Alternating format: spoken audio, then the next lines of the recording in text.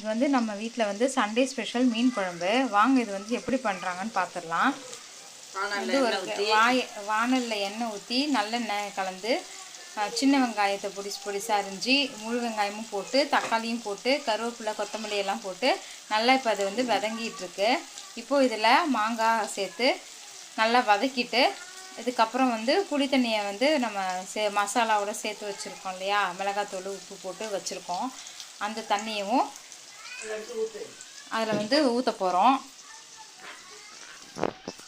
நான் வந்து நான்வெஜ் சாப்பிட மாட்டேன், ஆனால் எங்கள் வீட்டில் சாப்பிடுவாங்க. குழந்தைங்களுக்கோசரம் தான் இதை வந்து நம்ம செய்கிறோம். ஸோ குழந்தைங்களுக்கு இது செஞ்சு கொடுக்கும்பொழுது ரொம்ப நல்லது உடம்புக்கு.